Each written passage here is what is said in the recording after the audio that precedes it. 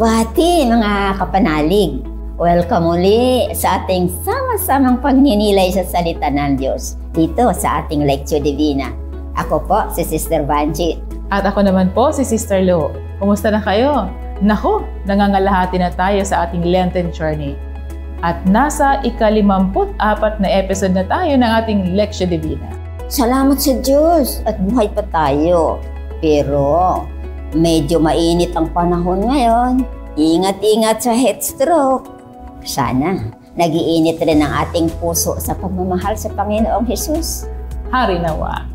Lalo na ngayong pinagninilayan natin ang kanyang pagpakasakit para sa ating kaligtasan. Inako niya ang parusa na dapat ay para sa atin dahil sa ating mga kasalanan.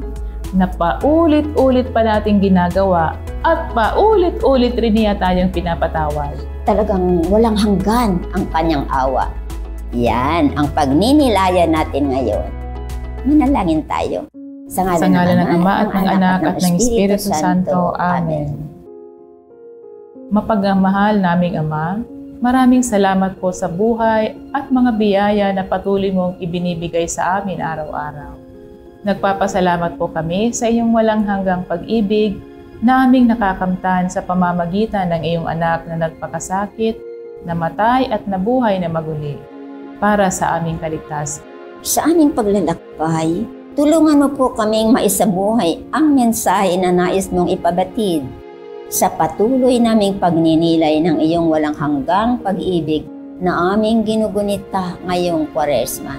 Patibayin mo po ang aming pananampalataya upang patuloy kaming magtiwala ng may pag-asa sa gitna ng mga pagsubok bilang pakikisa sa pagpapakasakit ng iyong anak na si Jesus na nabubuhay at nagahari kasama mo at ng Espiritu Santo magpasawalang hanggan. Amen. Sa ngalan ng Ama at ng Anak at ng Espiritu Santo. Amen. Ngayon po ay pagninilayan natin ang katuroan ng ating Panginoon sa Ebanghelyo mula kay San Juan, chapter 8, verses 1 to 11. Si Jesus ay nagtungo sa bundok ng mga Olibo. Ngunit kinabukasan ay maagang bumalik sa templo at dinumog siya ng buong bayan. Kaya naupo siya at nangaral sa kanila. Dinala sa kanya ng mga eskriba at mga Pariseo ang isang babae na nahuli sa pakikiapid at inilagay ito sa gitna. Binayik kanila kay Jesus, "Guro, ang babaeng ito ay natutop sa pakikiapid.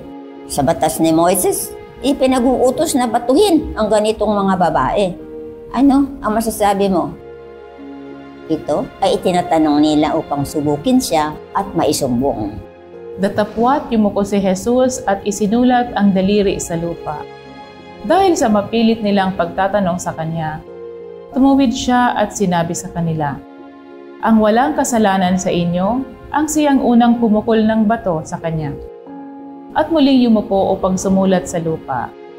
Sa mga pangungusap na ito, sila ay isa-isang umalis mula sa pinakamatanda at naiwang nag-iisa si Jesus na kasama ang babaeng nasa harapan niya.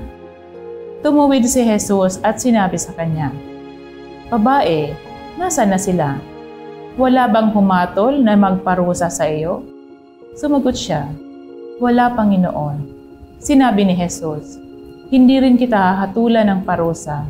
Humayo ka at huwag nang magkasala." Ang Ebanghelyo ng Panginoon. Pinupuri ka namin, Panginoong Jesucristo. Mga kapanalig, sa Ebanghelyong narinig natin, napansin ba ninyo ang katauhan ng tatlong karakter? Ang babaeng nahuli sa akto ng kasalanan ay takot na takot. Ang mga Pariseo na gusto siyang parusahan ng kamatayan. At si Jesus na hindi pumapansin sa sumbong ng mga Pariseo. Sa katunayan, hindi ang babae nangangalunya ang interes ng mga Pariseo, kundi si Jesus. Di ba, Sister Lo? Oo. Alam naman ng mga Pariseo na maawain si Jesus. Kaya, kung sasabihin niya sa kanila na patatawarin ang babae, maaakusahan siyang lumalabag sa batas. Kung sasabihin naman niyang ipatupad ang parusang pagbato sa babae, maaakusahan siyang walang puso. Kahit alin sa dalawang solusyon ang piliin niya, lalabas na mali siya. Kaya, hindi siya sumagot. Ang mga Pariseo ay nagkunwaring may malasakit sa utos ng Diyos. Pero sa kanilang puso, maitim ang kanilang balak.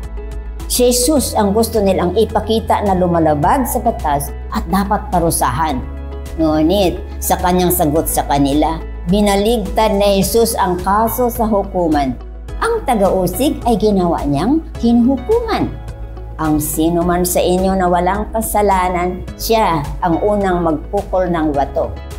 Kaya isa-isa silang umalis, umpisa sa pinakamatanda. Dahil inaamin nilang sila rin ay makasalanan. Naiwang magkaharap ang dalawa. Ayon kay San Agustin ay mercy and misery. Narinig ng babae ang mga salitang ni sa panaginip ay hindi niya naisip. Hindi rin kita hahatulan ng parusa. Pumayo ka at huwag nang magkasala. Ano kaya ang damdamin ng babaeng yan? Nasa bingit na siya ng kamatayan at hinatak siya ni Jesus at ibinalik sa mundo ng mga buhay. Ipinapakita ni Jesus ang mukha ng Amang makalangit, puno ng habag at pagmamahal. Meron din siyang mga paalaala sa atin. Una, lahat ng tao ay makasalanan. Kahit hindi ito nakikita ng iba, walang nalilingid sa Diyos. Kaya magdahan-dahan tayo sa pagpusga sa iba.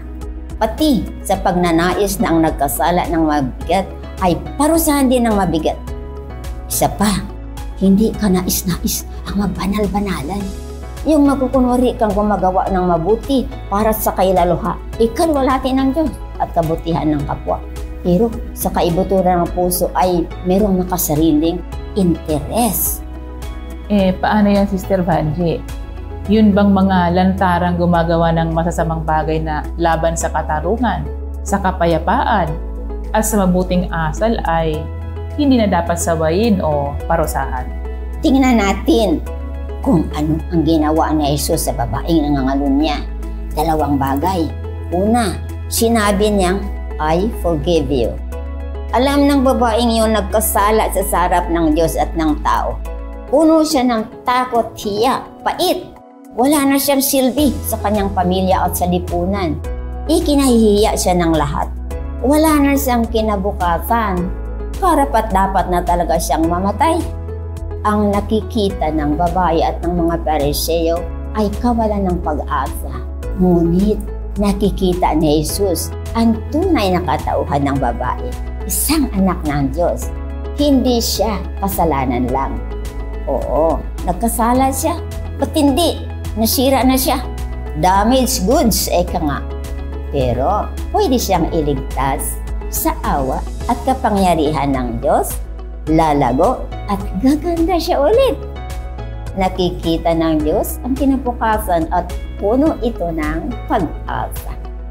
Mga kapanalig, sa totoo lang, walang kahapon at bukas sa Diyos. Siya ay palaging ngayon. At sa ngayon na yan, minamahal niya tayo ng walang hanggan. Yan ang misteryo ng pag-ibig ng Diyos. Wow! Ang sarap isipin yan, Sister Vanji. Lalo na ngayon na Jubilee Year of Hope. Minsan, nawawalan tayo ng pag-asa sa ating sarili at sa ibang taong nakikita nating napapariwara. Samantalang ang awa ng Diyos ay walang hanggan. Salamat talaga at may Diyos na nagpapatawad. Kung minsan, sinasabing hindi talagang tragedy ang magkasala. Kasi ang taong nagkasala ng matindi at napatawad ay mas nakakaintindi sa lalim ng pagmamahal ng Diyos. Nagiging mapagkumbaba at mapagpasalamat kaysa isang kinikilalang mabait na hindi nangangailangan na pagpatawad. Felix culpa o happy fall, ika nga. Talaga. Pero tulad ng babae, kailangang kilalanin natin ang ating mga kasalanan. Tiisin ang hiya at pait sa pag-amin ng mga ito sa sakramento ng kumpisal at humingi ng tawad sa taong nasaktan natin. May sinabi pa si Jesus sa babae bilang parting shot. Pumayo ka at huwag nang magkasala. Oo mga kapanalig, Kailangan na meron ding firm resolution not to sin again at umiwas sa okasyon. Alam natin na marupok tayo, kaya humingi tayo ng lakas sa Espiritu Santo para lumaban sa tukso. Ngayong panahon ng Kwaresma, napakagandang okasyon upang pagnilayan natin ang libre na pagpapatawad ng Diyos. Pero binayaran ito ni Jesus ng kanyang pagkakasakit, pagkamatay at pagkabuhay na maguli. Paano ba natin masusuklian ang kanyang walang hanggang pagmamahal sa atin? Alayan natin siya ng buong pusong pagmamahal at walang hanggang pasasalamat. Gusto rin niyang mahalin natin ang ating kapwa at ipakita ito sa pamamagitan ng mga maliliit na bagay tulad ng paglilingkod, pagbabahagi ng mga bagay na material o kakayahan, pagpapatawad sa nagkasala sa atin, at higit sa lahat, pagdarasal para sa kanila. Sa diwa ng synodality, tulungan natin ang isa't isa na lumakad sa landas ng kabanalan. Ngayon, pakinggan natin ang pagbabahagi ng dalawang kapatid natin na sina Sis Tess at Sis Virgie, mga church workers sa Our Lady of Sorrows Parish dito sa Pasay. Sa ngalan ng Ama, ng Anak, ng Espiritu Santo. Amen. Panalangin. Panalangin bago magbasa ng Biblia. Ama naming Diyos, ipadala mo po ang iyong banal na Espiritu. Tulungan mo po akong magnilay sa iyong salita na may pananampalataya. Itanim ito sa aking puso ng may pag-asa at isabuhay ito ng buong pagmamahal ayon sa halimbawa ni Kristong anak mo na nabubuhay kasama mo at ng Espiritu Santo magpasawalang hanggan. Amen. Sa ngalan ng Ama, ng Anak, Espiritu Santo. Amen. Pagbasa mula sa Ebanghelyo ni Juan. Si Jesus liwanag ng daigdig at umuwi ang bawat isa sa kanya-kanyang bahay. Si Jesus ay nagtungo sa bundok ng mga olibo. Ngunit kinabukasan ay maagang nagbalik sa templo at dinumog siya ng buong bayan. Kaya naupo siya at nangaral sa kanila.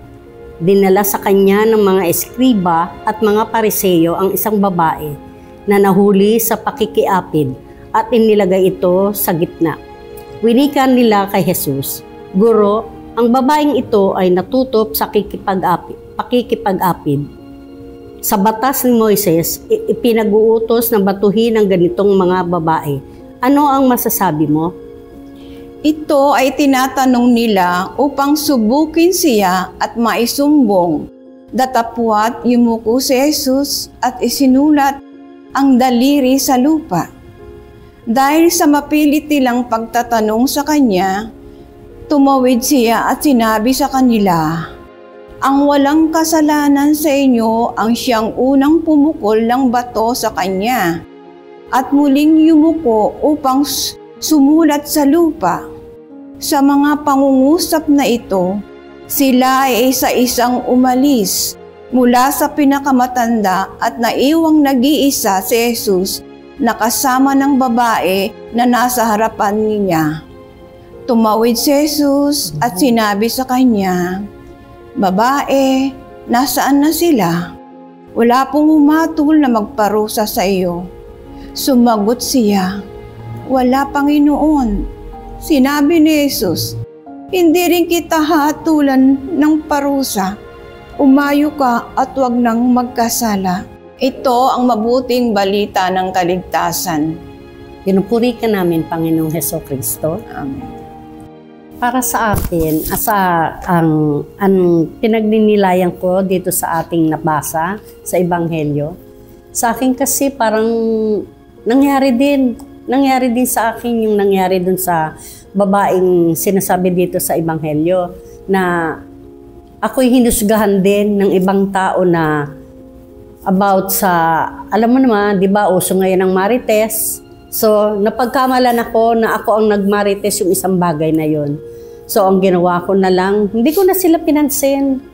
So, ang ginawa ko na lang na, pinabayaan ko sila. Nagpunta na lang ako sa pare nang umpisal ako. Hindi sinabi ko sa pare lahat-lahat na gano'n ang nangyari na hindi naman talaga actually ako ang nagsabi. Pero ako napagbintangan. Pero masakit yun. Kaya ang ginawa ko na lang nang umpisal ako sa pare. And then, pinatawad ko na rin sila. Gano'n ang pagkakaan ko. Yan lang. Alam mo, sister, magkatukma tayo na nangyari sa buhay. Kaya lang, sa partner ko nangyari ito. Di ba ang Panginoon, pag ang mag-asawa, pinag-isa niya, iisa na kayong katawan. At mararamdaman mo kung ang tao, kung ang partner mo ay nagluluko. Kagaya ng nangyari sa akin, yung dating sweetness ng asawa kong ginagawa sa akin, medyo tumabang. Sabi kong ganyan, maraming kulang. Kaya nung hindi ko na matiis siya, tinanong ko siya ng personal. Sabi ko, ano bang problema sa atin? Sabi kong ganyan, ano bang kasalanan ko? Ano bang pagkukulang ko? Sabi niya ganyan. Yung mga pananalita yun, tumagos siguro sa puso niya. Bigla na siyang umiyak, lumuha yung kanyang luha sa mata at nag-open siya sa akin ng puso. Sabi niya, patawarin mo ako. Hindi ako naging tapat sa'yo. Oo, meron akong naging babae. Sabi niya, yun ang sabi niya sa akin. Ang tanong ko naman, kailan pa? Sabi ko, ano pa lang, bago pa lang, sabi niya. O sige, bago pa lang pala yan, sabi kong ganyan sa kanya. Para hindi ka tuluyang magkasala, iwasan mo siya. Sabi kong ganyan sa kanya. At sa pag-iwas mong ganyan, makakaiwas ka sa tukso, makakaiwas din ako sa paghusga at paghatol sa inyong dalawa para hindi tayo dalawang magkasala. Yan ang gawin mo. Gawin mo ang dapat gawin para maputol yan. Kaya ang ginawa nila, pinalis na lang yung babae sa opisina nila. At pagkaalis nun, nagdasal ako sa Panginoon, Panginoon, tulungan mo kami ng asawa ko. Ang partner ko, Panginoon, ay magkasama ko sa pagsisimba. Sabi ko sa kanya, at baguhin mo rin ko ang kanyang buhay. Yun na naging personal kong buhay sa gospel. Kaya napakabait ng Panginoon sapagkat nakita niya na ang pagmamahal at pagpapatawad na itinanim niya sa ating puso ay nagawa ko sa tulong niya. Yan lang, sister, ang may babahagi ko sa gospel. Manalangin tayo. Sa ngalan ng Ama, ng Anak, ng Espiritu Santo. Amen. Panginoon, tulungan mo na ang iyong salita ang maging tanglaw sa aking landas. Nawa ang kapangyarihan nito ang magbigay lakas sa akin upang mamuhay ako bilang iyong anak at tunay na saksi ng iyong pag-ibig. Amen. Amen. Sa ngalan ng Ama, ng Anak, Espiritu Santo. Amen.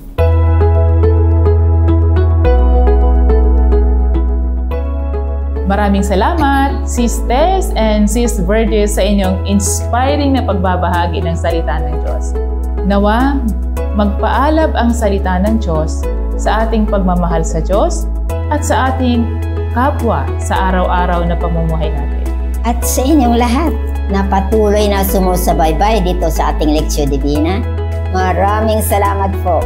Kasama namin kayo sa aming panalangin. Muli, inaanyayahan namin kayong mag-subscribe sa aming YouTube channel, mag-like, follow at share sa aming Facebook pages. Maraming salamat din po sa inyong suporta sa aming mission sa Bible Ministry. Pagpalain nawa kayo ng ating Panginoon. At sa mga nais pang tumulong, maaari po kayong mag-deposit sa mga sumusunod na bank accounts. Bilang pagtatapos, magpasalamat tayo sa paggabay ng ating Panginoon at ipanalangin natin ang lahat ng nangangailangan. Pagpalain nawa tayo ng ating Panginoon. Manalangin tayo. Sa ngalan ng Ama at ng Anak at ng Espiritu Santo. Amen.